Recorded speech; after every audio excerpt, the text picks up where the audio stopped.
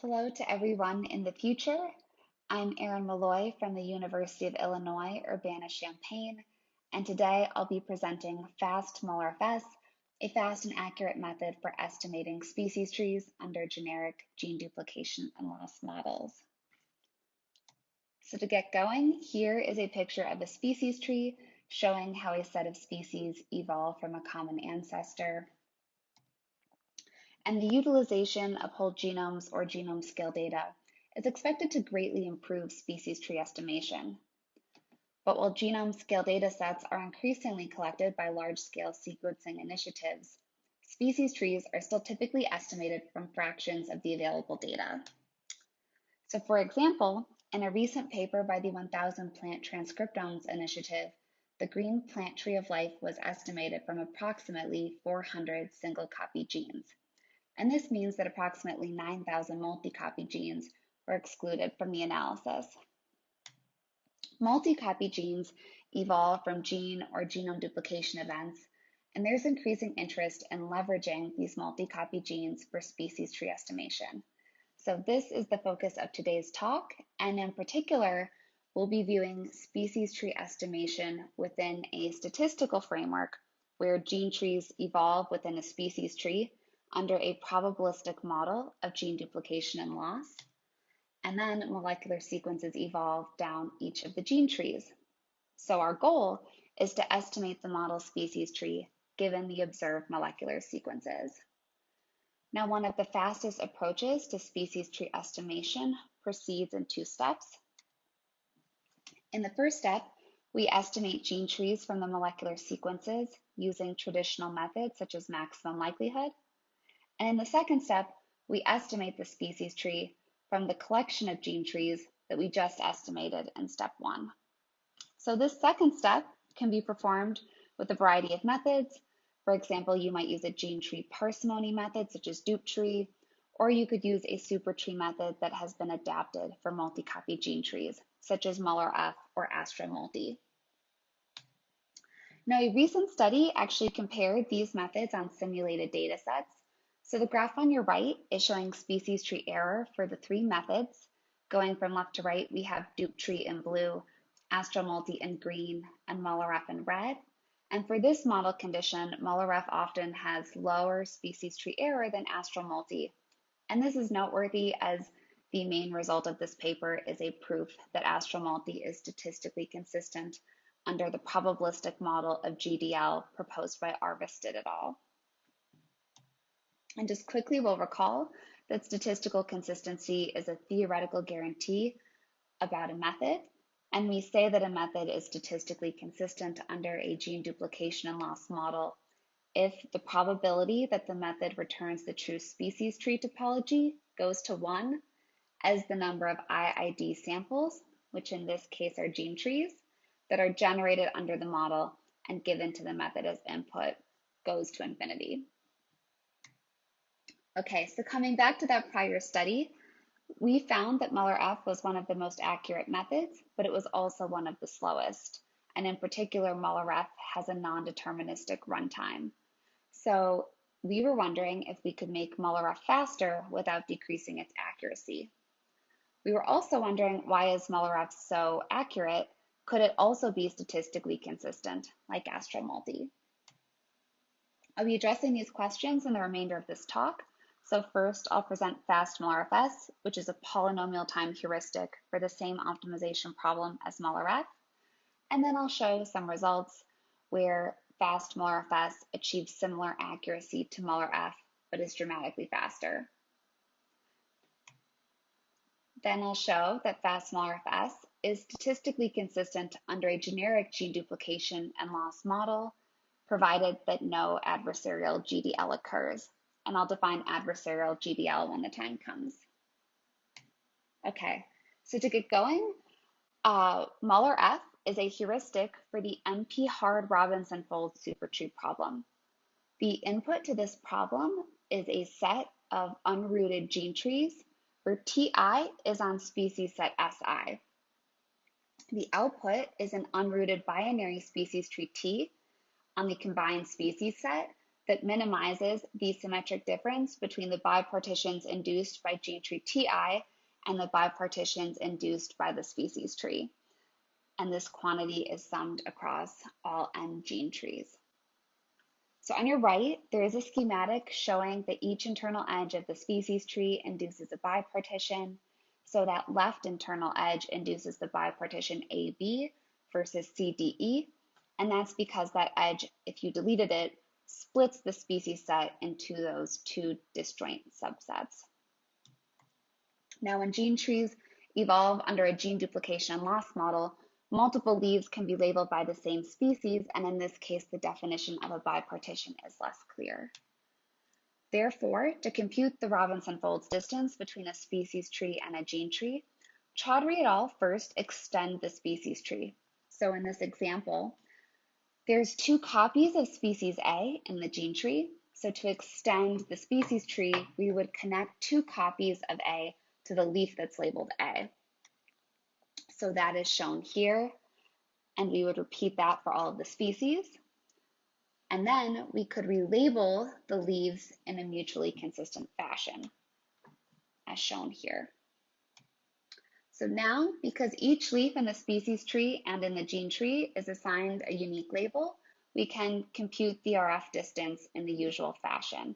I just want to note that the RF distance between these 2 trees is the same regardless of which leaf we label A1 and which we label A2, where that was with respect to all the leaves previously labeled A.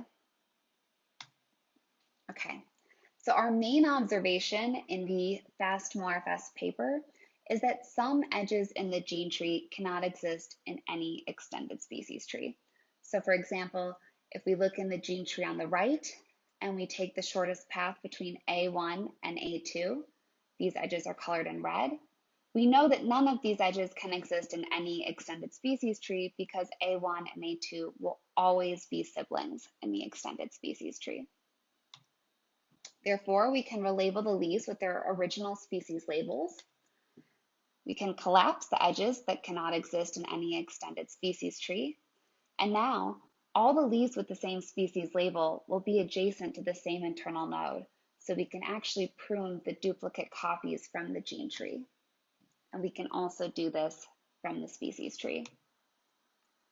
All right, so now each leaf is assigned a unique label. So this is in the species tree and in the gene tree. So we can compute the RF distance in the usual fashion. These observations are summarized in the following lemma. The RF distance between the extended relabeled version of the species tree T and the relabeled version of gene tree M equals the RF distance between the species tree T and the contracted restricted version of gene tree M up to a constant factor that does not depend on T. It follows from this lemma that a species tree is a solution to the Robinson-Folds supertree problem for a set of gene trees if and only if T is a solution to the Robinson-Folds supertree problem for that same set of gene trees that have been collapsed and restricted. And in the remainder of this talk, I'll just refer to that pre-processing step of collapsing and restricting gene trees as pre-processing or reducing. And this leads us to the new method, FastMulRFS.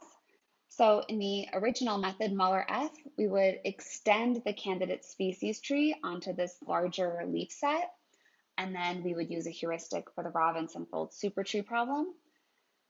In FastMulRFS, the input gene trees are reduced, and then we use a heuristic for the Robinson-Folds supertree problem.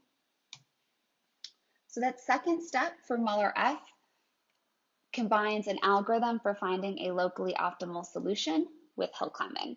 And this approach is non-deterministic, or has a non-deterministic runtime. And in contrast, FastMulRFS uses dynamic programming to find an optimal solution to the Robinson-Folds supertree problem within a constrained search space. And that space is defined by the bipartitions induced by the input gene trees. So this DP algorithm by Vachaspati and Warno runs in O of n cubed times m cubed time, where n is the number of species and m is the number of genes. All right, so now I'll go ahead and present some results comparing FastMulRFS to MulRF. So this is just one model condition from our study. The graph on the left is showing results for a model condition with a high gene duplication and loss rate, low to moderate incomplete lineage sorting, 500 genes and 100 species. The top graph is showing species tree error, and the bottom graph is showing running time and in minutes, and this is for MulRF. So this orange data represents giving MulRF the reduced gene trees as input, and so this improves running time, but it doesn't impact accuracy as we would expect.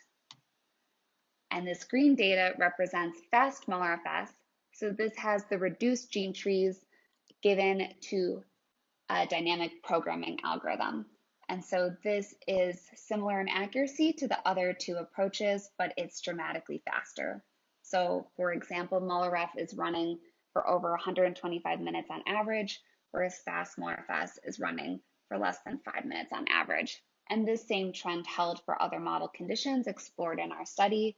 So this condition has 0% gene tree estimation error, and I've now added a condition showing the same data set where the gene trees were estimated and had 52% gene tree estimation error. Here I have the same model condition again, but now I'm comparing MulRF in blue and FastMulRFS in red to two other methods. So AstralMulti is in green and DupTree is in red. And those methods were going from left to right. And so here we're seeing that FastMulRFS is among the most accurate methods explored for this model condition, and it's also one of the fastest. Okay. So those were simulated data sets. We also examined some biological data sets and found similar trends. On a fungal data set with 16 species and over 5,000 genes, FastMulRFS ran for less than a minute, whereas MulRF ran for 40 minutes. And although accuracy can't be evaluated here, the methods returned similar trees to the concatenation tree from a prior study by Butler et al.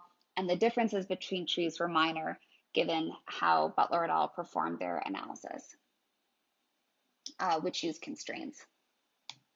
Now, more recently, we used FastMulRFS to analyze a plant data set with 83 species and over 9,000 genes. On this data set, FastMulRFS ran for 5.4 hours, whereas MulRF could not be run because it ran out of memory on a compute node with 256 gigabytes of RAM.